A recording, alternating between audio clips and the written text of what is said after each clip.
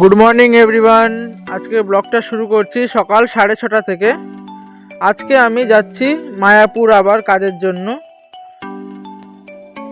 এখন আমি আর মামা বেরিয়ে যাই আড়মঘাটা স্টেশনের উদ্দেশ্যে। রাস্তায় যেতে যেতে মামা আর আমি গল্প করছি যে আজকে কাজে গিয়ে একটু ফাঁকি মারতে হবে, কারণ প্রচণ্ড কষ্ট হয়ে যায়। এখন আমরা চলে এসেছি আড়মঘাটা স্টেশনে। আড়মঘাটা স্টেশন থেকে ট্রেন ধরে আমরা ঠিক রানাঘাটের উদ্দেশ্যে যাই। আমাদের ট্রেন একদম রাইট টাইমে ছিল, মানে আড়মঘাটা স্টেশন থেকে আমাদের রানাঘাট নেমে রানাঘাট থেকে সাথে সাথেই ট্রেন ছিল, মানে 1 মিনিটেরও হয়তো গ্যাপ ছিল না। এখন ওই ট্রেনটা যদি আমরা না পেতাম তাহলে তারপরে আর ট্রেন সে 1 ঘন্টা পরে ছিল, আর 1 ঘন্টা পরে গেলে আমাদের অনেকটা দেরি হয়ে যেত।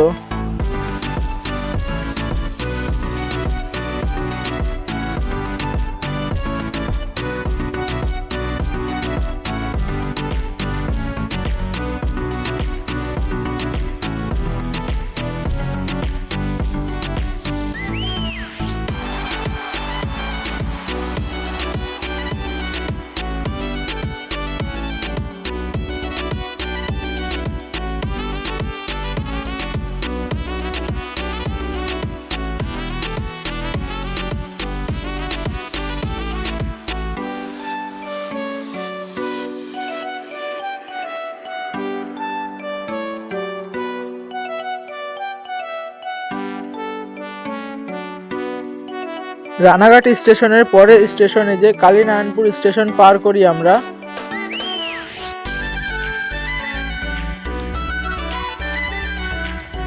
এখন আমাদের ট্রেন কৃষ্ণনগর জংশন ছেড়ে এখন বাহাদুরপুরের দিকে রওনা দিল। এটা ছিল লালগোলা, রানাঘাট লালগোলা মেমো, ওই জন্য এটা ডাইরেক্ট রানাঘাট থেকে ছেড়ে কৃষ্ণনগর সিটি জংশনে দাঁড়াবে। রানাঘাট থেকে পুরো 40 মিনিটের ট্রেন জার্নি আমরা পার করে আমরা চলে আসি বাহাদুরপুর স্টেশনে। এখন বাজে সকাল 7:30, ওই জন্য বাহাদুরপুর স্টেশন নেমে আমরা একটু চা খেয়ে নিই। আমার এই সাইডে আছে অর্ণব আর প্রকাশ আর আমার মামা রিন্টু মামা। তারপরে আমরা চাটা খেয়ে আমরা সোজা চলে আসি স্টেশনে। আমাদের রিপোর্টিং টাইম যেহেতু 10টার সময় ছিল, ওই জন্য আমরা স্টেশনে কিছুক্ষণ সময় কাটানোর পরে আমরা এখন রওনা দিই আমাদের রিপোর্টিংয়ের মায়াপুর সোনার বাংলা রিসর্টের জন্য।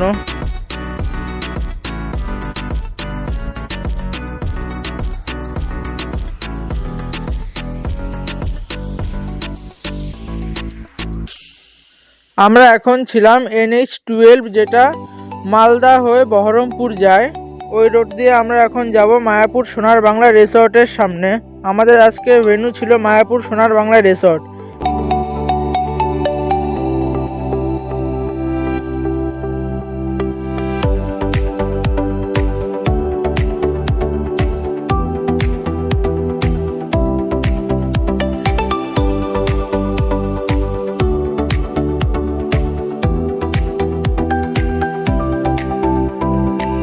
মেন হাইওয়ে পার করে এখন আমরা চলে আসি সোনার বাংলা রিসর্টের সামনে। এখন বাজে 9:35 আর আমাদের রিপোর্টিং টাইম ছিল 10টার সময়। আমরা আধা ঘন্টা আগেই চলে আসি। এখন আমরা সোজা যাব রিসেপশনের সামনে, কারণ আমাদের আজকে রিসেপশনের সামনেই আমাদেরকে বসতে হবে, কারণ আমাদের ডেস্ক কোনো বানানো হয়নি।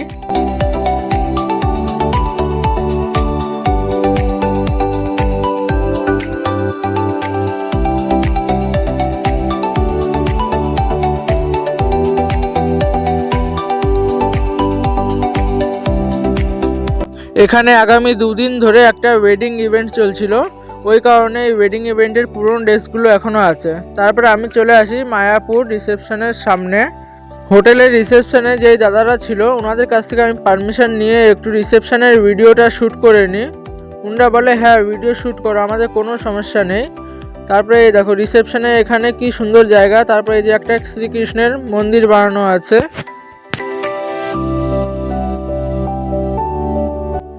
তারপরে আমি চলে আসি একটু বাইরের সাইডে। বাইরের সাইডে এসেই দেখি এখানে কতগুলো মাছ আছে।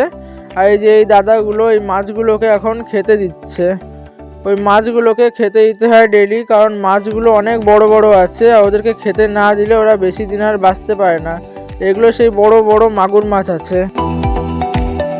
তারপর আমি চলে আসি সোজা রিসেপশনে, আর এসে দেখি আমাদের সবাই মিলে ওয়েডিং ইন্টেরিয়রগুলো রেডি করছে। আর আমি এটা করতে পারছিলাম না, ওই জন্য সবাই একটু আবার হাসাহাসি করে। তারপরে অনেক কষ্ট করে আমি একটা রেডি করেছিলাম।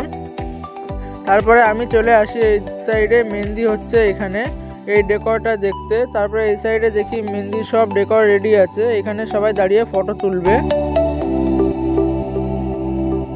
এখন আমি সোজা চলে আসি কনসোলের সামনে। কনসোলে এসে দেখি ডিজে প্লাস তোমার মিউজিকের সব মেশিংপত্র সিস্টেম সব রেডি আছে, এখন মিউজিক বাজানো হবে।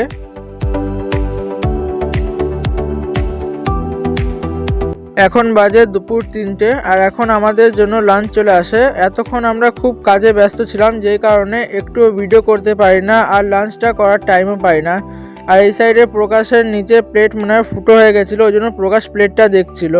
আর ব্যাস খাওয়া দাওয়া কমপ্লিট করে নিই আমরা।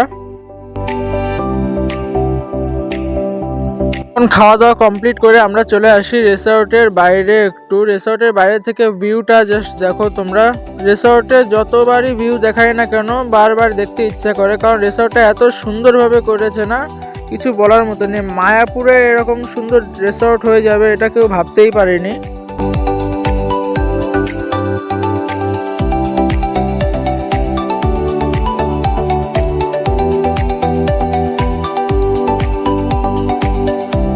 আর এখন কাজের চাপ একটু কম ছিল, তাই সবাই রিসেপশনে বসে আমরা একটু টাইম পাস করছিলাম। এখন বাজে সন্ধ্যে 7টা, আর সন্ধ্যে 7টার সময় সব গেস্ট হাউসের লাইটগুলো জ্বালিয়ে দেয়। আর গেস্ট হাউসের লাইটগুলো জ্বালানোর পরে গেস্ট হাউসের ভিউটা আরও সুন্দর হয়ে যায়।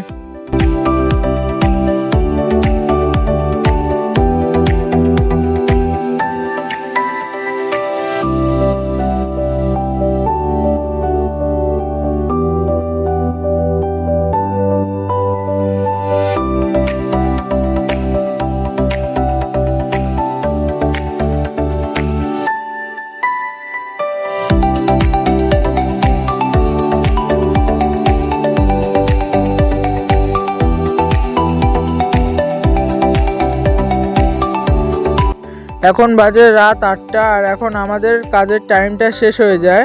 এখন আমি সবাইকে নিয়ে বাড়ি যাওয়ার জন্য রওনা দিই।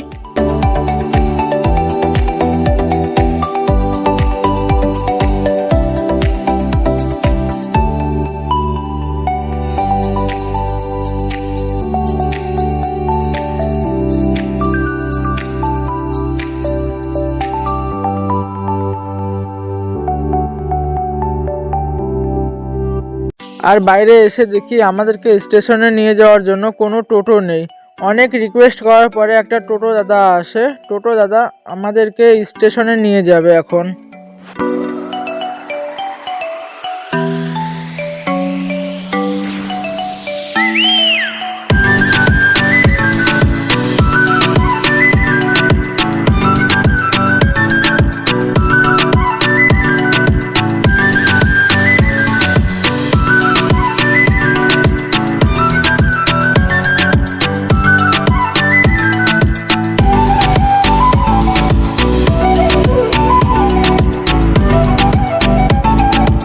মায়াপুর সোনার বাংলা রিসর্ট থেকে টোটোতে করে 10 মিনিট লাগে বাহাদুরপুর স্টেশন।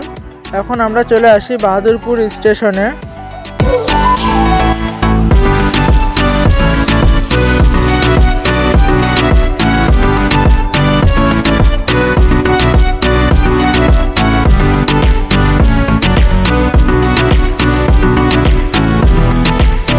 আমরা ছিলাম বাহাদুরপুর 1 নম্বর প্ল্যাটফর্মে, আমাদেরকে যেতে হবে 2 নম্বর প্ল্যাটফর্মে। ওই জন্য ওভারব্রিজের কষ্ট না করে আমরা চলে যাই লাইন পার হয়ে।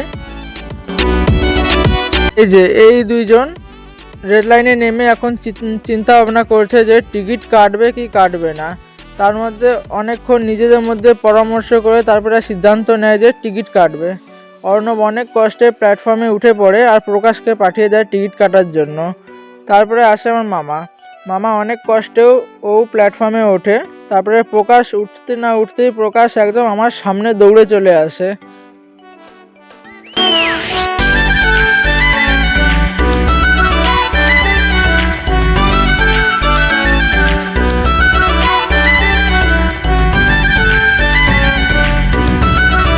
অনেকক্ষণ আমরা স্টেশনে ওয়েট করার পরে আমাদের ট্রেন চলে আসে। এটা লালগোলা রানাঘাট লোকাল। ট্রেনে প্রচণ্ড ঘুম পাচ্ছিল, ওই জন্য আমি একটু ঘুমিয়ে নিয়েছিলাম, ওই জন্য ভিডিওটা আর করিনি। এখন আমি চলে আসি রানাঘাট স্টেশনে। এখান থেকে আমাদের ট্রেন আছে 10টা 45-এ, রানাঘাট গেদে লোকাল।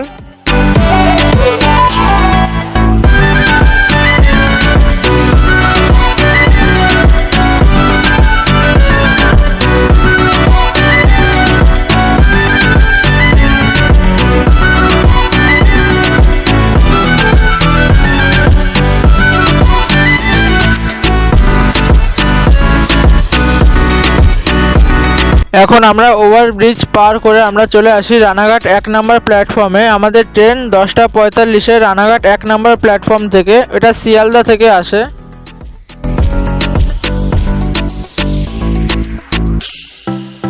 রানাঘাট থেকে 10টা 45-এ ট্রেন ধরে আমরা আড়ংঘাটা চলে যাই। ট্রেনে একদম ফাঁকা ছিল ট্রেন, ওই জন্য একটু ভিডিও করে নিই। এখন আমি নেমে পড়ি আড়ংঘাটা স্টেশনে। এখান থেকে আমি আমার সাইকেল নিয়ে সোজা চলে যাব বাড়ি। আজকের ভিডিওটা আমি এখানেই শেষ করছি। দেখা হচ্ছে আগামী দিন ডে 13।